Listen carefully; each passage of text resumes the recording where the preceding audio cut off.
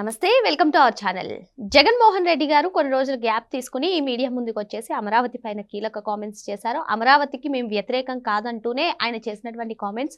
మరోపక్క చూసుకున్నట్లయితే పార్లమెంట్లో, లోక్సభలో ఈ అమరావతికి చట్టబద్ధత కల్పించే బిల్లును ప్రవేశపెట్టేటువంటి సమయంలో ఆ చర్చలో భాగంగా మిథున్ రెడ్డి గారు చేసినటువంటి కామెంట్స్. సో మొత్తానికి ఈ కామెంట్స్ తో ఆ పార్టీని అసలు ప్రజల్లో ఏ విధంగా చర్చించుకుంటున్నారో, ఆ పార్టీకి భవిష్యత్తులో ఎటువంటి భవిష్యత్తు ఉండబోతుంది, ఇటువంటి అంశాలన్నీ కూడా చర్చించడానికి మనతో పాటుగా ఉన్నారు సీనియర్ జర్నలిస్ట్ డివి శ్రీనివాస్ గారు. నమస్తే సార్. నమస్తే సార్, ఈరోజు ఒక పక్క బృహత్తరమైనటువంటి కార్యక్రమం, అమరావతియే ఏకైక శాశ్వత రాజధానిగా ఆంధ్రప్రదేశ్కు ఉండే విధంగా చట్టబద్ధత ఈరోజు మనం చూసుకున్నట్లయితే పార్లమెంట్లో బిల్లును ప్రవేశపెట్టడం, మరి దానిపైన అందరూ కూడా మద్దతు పలికారు, ఒక్క వైసీపీ తప్పిస్తే. మరి ఇంకో పక్క చూసుకున్నట్లయితే చాలా రోజులు గ్యాప్ తీసుకుని ఒక ప్రెస్ మీట్ పెట్టేశారు వైఎస్ జగన్మోహన్ రెడ్డి గారు. జగన్మోహన్ రెడ్డి గారు పెట్టినటువంటి ప్రెస్ మీట్ కానివ్వండి, పార్లమెంటులో వారు విప్పినటువంటి గలం కానివ్వండి, ఆ పార్టీని ప్రజల్లో ఏమనుకుంటున్నారు, ఆ పార్టీ గురించి, ఆ పార్టీ పరిస్థితి భవిష్యత్తులో ఏ విధంగా ఉండబోతుంది అంటారు? పాముని చంపటం ఎప్పుడైనా చూసావా? స్నేక్ పాముని కొట్టేటప్పుడు జనరల్గా నడుము మీద కొడితే ఇక పాము కదలదు కానీ ఇంకా దానికి విషయం ఉంటుంది. దానికి అది మొన్న ప్రజలు కొట్టారు. మొన్న ఎన్నికల్లో ఈ పాము వైఎస్ఆర్ కాంగ్రెస్ పార్టీ అనే ఒక సర్పాన్ని నడుము మీద కొట్టారు, కదలటంలో అటు ఇటు కదలటం. ఇప్పుడు పార్లమెంట్లో దీన్ని పడగ మీద కొట్టారా? ఇక ఈ పాము చచ్చినట్టేనా? ఈరోజు లోక్సభలో ఇవాళ అమరావతి చట్టబద్ధత ఏంటి, ఏకైక రాజధానిగా అమరావతి, ఆ తీర్మానం ఆమోదం. అదే అంటోంది. అటు నడ్డిరిగిందా, అసలు తల బగిలిందా ఈ పార్టీది అంటోంది. అతను ప్రెస్ మీట్ పెడతాడు ఎక్కడ జగన్మోహన్ రెడ్డి, లేకపోతే మిథున్ రెడ్డి అక్కడ పార్లమెంట్లో మాట్లాడతాడు. ఇద్దరిది ఒకటే స్క్రిప్ట్. ఇప్పుడు కూర్చున్న చెట్టు కొమ్మ నరుక్కుంటే కింద పడతాం కదా, నడ్డి ఇరిగిపోద్ది. ఇప్పుడు నువ్వు ఎక్కడ పెట్టావు ప్రెస్ మీటు? తాడేపల్లిలో, అమరావతిలో. అదే నరుక్కున్నాను. ఇప్పుడు ఏ ముఖం పెట్టుకుని వీళ్ళు అక్కడ ఓట్లు అడుగుతారమ్మా? పోనీ ఓటేసే వాళ్ళైనా ఏ ముఖం పెట్టుకుని ఈ పార్టీకి ఓటేస్తారు?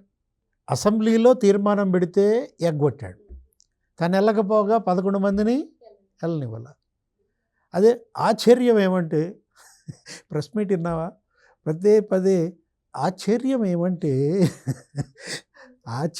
ఏమంటే అసెంబ్లీకి నువ్వు బావు, నీ వాళ్ళని పోనీవు, కౌన్సిల్లో పెట్టమంటావు తీర్మానం. ఇది కదా ఆశ్చర్యం.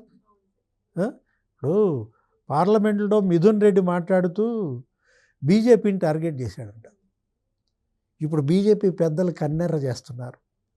అమిత్ షా లేకపోతే నరేంద్ర మోడీ ఏమని, బీజేపీ రివర్స్ అయింది, కర్నూలు రాజధానిగా బీజేపీ తీర్మానం చేసింది, దాని నుంచి వెనకపోయిందనో ఏదన్నాడంట. ఇక వాళ్ళు మామూలుగా సీరియస్ అవటంలా. ముందు అసలు అది చూసుకో, ఆ బెయిల్ రద్దు అవుద్దేమో, లేనిపోయింది. ఇతను మళ్ళీ జైలుకి వెళ్తాడేమో జగన్మోహన్ రెడ్డి. ఇక్కడ మిథున్ రెడ్డి మాట్లాడినా, జగన్మోహన్ రెడ్డి మాట్లాడినా వీళ్ళేంటి స్క్వేర్ ఫీట్ లెక్కలు తీస్తారు. మేము అమరావతికి వ్యతిరేకం కాదు, అక్కడ అవినీతికి వ్యతిరేకమనో ఏదో స్టాండ్ తీసుకున్నారు. ఏంటి మీరు చెప్పే అవినీతి అక్కడ? ఇప్పుడేంటి, 2018కి ముందు అక్కడ 5 టవర్లు కడుతున్నారు సెక్రటేరియట్. ఒక టవరు అప్పుడేదో 800 కోట్లు, ఇప్పుడు అది కాస్త 1400 కోట్లు అయింది. 800 కోట్లు ఏ సంవత్సరంలో? 2018, 2017, ఎప్పుడో టెండర్లు పిలిచినారు. ఇప్పుడు ఏ సంవత్సరం? 2026. ఎంత తేడా? 8 సంవత్సరాలు తేడా. 8 ఏళ్లలో 800 కోట్లు 1400 కోట్లు ఎలా అవుద్ది?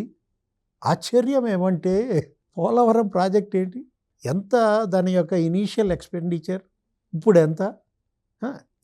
ఎన్ని వేల కోట్లతో అది ప్రారంభమైంది, ఇప్పుడు ఎన్ని వేల కోట్లకి చేరిందమ్మా? సంవత్సరం గడిచిన కొద్దీ ఇనీషియల్ ఎక్స్పెండిచర్ పెరగటం అనేది సర్వసాధారణం. దానికంట ఇతను అవినీతి అంటాడు. అదేమంటే మొబిలైజేషన్ అడ్వాన్సులు అన్నాడు, విన్నావా? అసలు ఆ మొబిలైజేషన్ అడ్వాన్సులకి పేటెంట్ ఎవరిది? అసలు మొబిలైజేషన్ అడ్వాన్సులు ఇచ్చే సంస్కృతి ప్రారంభించిందే నువ్వు కదా, మీ నాన్న కదా. జలయజ్ఞం గుర్తుందా? ధనయజ్ఞం. మొబిలైజేషన్ అడ్వాన్సులు అంటూ కాంట్రాక్టర్లకు ఇచ్చిందే మీ నాన్న. బాగా తెలుసుగా నీకు లెక్క. ఆ లెక్క ఈ లెక్క ఇక్కడ కూడా వాడావా? ఏంటది 10% మొబిలైజేషన్ అడ్వాన్సులు ఇచ్చారు, అందులో 8% గుంజుకున్నారని చెప్పాడు. అంటే నువ్వు ఆ రోజు 8% గుంజుకున్నావు కాబట్టి వీళ్ళు అలా గుంజుకుంటారనా?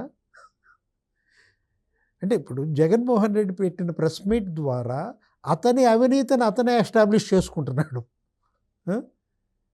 ఇప్పుడు తెలంగాణ సెక్రటేరియట్ గురించి ఎత్తాడు. 615 కోట్లతో కేసీఆర్ కట్టాడు, 10 లక్షల చదరపు అడుగు అన్నాడు. తెలుసా నీకు అసలు అది ఎన్ని లక్షల చదరపు అడుగులు అనేది? ముందు అసలు మీ సజ్జలను అడుగు. లేదు అక్కడ నీ ఫ్రెండే కదా కేటీఆర్ని అడుగు. 7 లక్షల చదరపు అడుగులు. దానిపైన అసలు ఎంక్వైరీ జరుగుతుంది, అది తెలుసా? Vigilance enquiry. అది 400 కోట్లు అన్నావు, కేసీఆర్ 600 కోట్లు అన్నాడు, 1100 కోట్లు అన్నాడు. అసలు చివరికి అది ఎక్కడికి వెళ్ళిందంటే 1450 కోట్లకి వెళ్ళింది. ఐటీ పరికరాలు మొత్తం, ఎక్విప్మెంట్, కంప్యూటర్లు అంతా కలిపి స్క్వేర్ ఫీట్కి లెక్కేస్తే ఎంత వచ్చిందో తెలుసా? 21,465. అదే విచారణ అక్కడ సాగుతుంది. ఇతను దానికి దీనికి పోలుస్తాడు. అబ్బా ఇక్కడ అసలు మరి 1400 కోట్లు అయిందంటే మరి కేసీఆర్ దానికన్నా ఇది డబల్ అంటాడు. అది ఆల్రెడీ 1400 కోట్లు, ముందు అది తెలుసుకో. ఢిల్లీ పార్లమెంట్ గురించి మాట్లాడతాడు. ఢిల్లీ పార్లమెంట్ భవనం 1242 మంది కూర్చునేది, అది ఎంత అన్నాడు? 950 కోట్లు అయింది అని చెప్తాడు. ఎన్ని లక్షల చదరపు అడుగేది? అది 2,40,000 చదరపు అడుగు. అంతవరకు లెక్కేస్తే చదరపు అడుగు ఎంత వచ్చిందో తెలుసా? 50,000 వస్తుంది. మొత్తం ఏరియా ఏది? అది కూడా మరి 7 లక్షల చదరపు అడుగులు ఉంటుంది.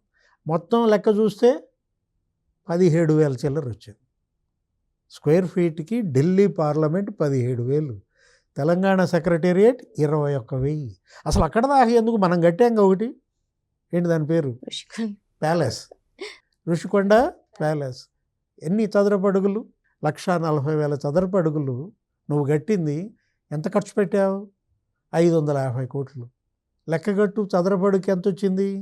23,765. తెలంగాణ సెక్రటేరియట్ కంటే ఎక్కువ. అంటే నువ్వు కేసీఆర్ తెలంగాణ సెక్రటేరియట్కి ఎంత పెట్టాడో నీ లెక్క ప్రకారం నీ ప్యాలెస్కి అంత పెట్టుకున్నావు. నువ్వు ఇక్కడ 11,000 అంట స్క్వేర్ ఫీటు, ఇంకేదో కలిపితే 14,000 ఏదో చెప్తాడు.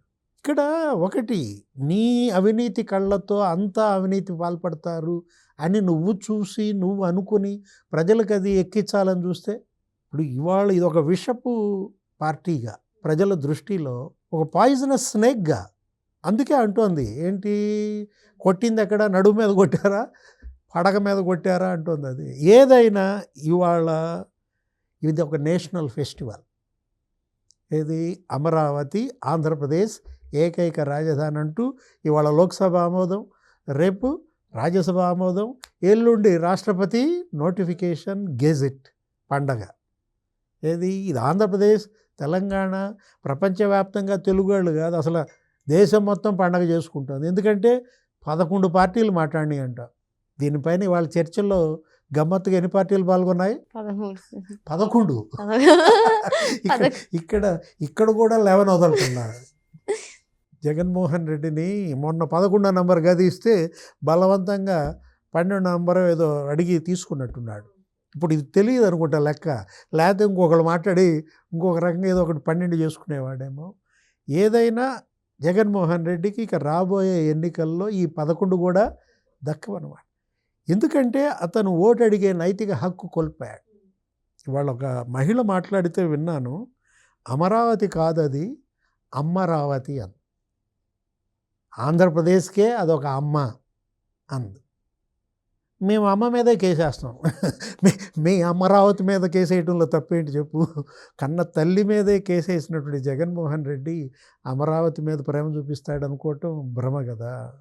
కాకపోతే ఇవాళ ఇంతకు ముందులాగా లేదు. జగన్ మాయలో పట్టడానికి ప్రజలు సిద్ధంగా లేరన్నమాట. ఇది ఒక నేషనల్ ఫెస్టివల్గా ఇవాళ అమరావతి. గతంలో జగన్ హయాంలో ఇదే నేషనల్ ట్రాజడీ, జాతీయ విషాదం అన్నారు. ఏది? అప్పుడు శేఖర్ గుప్తా ఏమని రాశాడంటే, ఈ రోడ్లు తవ్వేయటం, ఈ పైపులు ఎత్తుకుపోవటం, ఆ కంకర ఎత్తుకుపోవటం, ఇదంతా కలిపి అతను ఏమని రాశాడు? ఇదొక జాతీయ విషాదం అన్నాడు. అసలు మోహన్ దాస్ పాయ్ ఏమన్నాడు తెలుసా? ఇదొక హరాకిరి అన్నాడు. ఆ రోజు జగన్మోహన్ రెడ్డి అమరావతిని చంపాలని చూడటాన్ని అదొక ఆత్మహత్య అన్నాడు. సూయిసైడ్. ఎవరి suicide? YSR Congress party suicide అన్నమాట. ఎందుకని అసలు అమరావతి పైన అంటే ఇప్పుడు ఎక్కడా కూడా అభివృద్ధి చేయకుండా అమరావతి పైనే ఖర్చు పెడుతున్నారు, అందుకే మేము ఎగ్జిక్యూటివ్ క్యాపిటల్ అని వైజాగ్ అన్నాం అని ఆయన మాట్లాడుతున్నారు. అంటే ఇప్పుడు మళ్ళీ ప్రాంతీయ రాజకీయాలు విద్వేషాలు రెచ్చగొట్టడమే వీరి లక్ష్యమా? ఎందుకని మళ్ళీ ఆ కాన్సెప్ట్ని ఇప్పుడు మళ్ళీ తెరపైకి తీసుకొచ్చారంటారు? మొన్న రాయలసీమ లిఫ్ట్ అని చెప్పి అక్కడ రౌండ్ టేబుల్ కాన్ఫరెన్స్లు గందరగోళం చేయాలని చూశాడు. ఆ పురుషోత్తమ రెడ్డి, ఆ భూమన కరుణాకర్ రెడ్డి, లేకపోతే శిల్పా మోహన్ రెడ్డి, అది కాస్త ఫెయిల్, అట్టర్ ఫ్లాప్ అయింది. ఇప్పుడు నిన్న ఇటు పంపాడు మూలాపేట అని చెప్పి ధర్మాన ప్రసాదరావు, బొత్స సత్యనారాయణ. ఆ ధర్మాన ప్రసాదరావు మాట్లాడుతూ ఆయన ఏమన్నాడు, చెన్నై అదే మద్రాసు నుంచి కర్నూలు వచ్చాం, కర్నూలు నుంచి హైదరాబాద్ పోయాం, హైదరాబాద్ నుంచి అమరావతి వచ్చాం, ఇప్పుడు అమరావతి అభివృద్ధి చెందితే మళ్ళా అమరావతి నుంచి ఇంకో చోటకి మనల్ని నెట్టేస్తారా, ఏం అన్యాయం చేస్తున్నావు చంద్రబాబు అని అన్నాడు. చంద్రబాబు ఎవరికి అన్యాయం చేశాడు? 1,50,000 కోట్లతో నిన్నగాక మొన్న ఆర్సిలార్ స్టీల్ మిట్టల్ కంపెనీ శంకుస్థాపన చేయటం అన్యాయమా? 1,50,000 కోట్లతో ప్రధాని మోడీ ఎన్టీపీసీ శంకుస్థాపన చేయడం, గ్రీన్ హైడ్రోజన్ హబ్ అన్యాయమా? రేపు వచ్చే నెలలో మళ్ళా 1,50,000 కోట్లతో గూగుల్ డేటా సెంటర్కి శంకుస్థాపన. అన్యాయం చేస్తున్నావా బాబు? ఇప్పటికీ వచ్చినటువంటి 22 లక్షల కోట్ల పెట్టుబడుల్లో 9 లక్షల కోట్ల పెట్టుబడులు అక్కడికి తేవడం అన్యాయం అంట. ఏది? ఉత్తరాంధ్రకి. ఈ మాటల ద్వారానే వాళ్ళకి వాళ్ళ అడ్రస్ గల్లంత్ అనమాట. ఆంధ్రప్రదేశ్కి అడ్రస్ వచ్చింది ఏంటి? అమరావతి. వైసీపీకి అడ్రస్ గల్లంత్. మరో అంశంతో మళ్ళీ కలుద్దాం. Thank you sir. నమస్తే.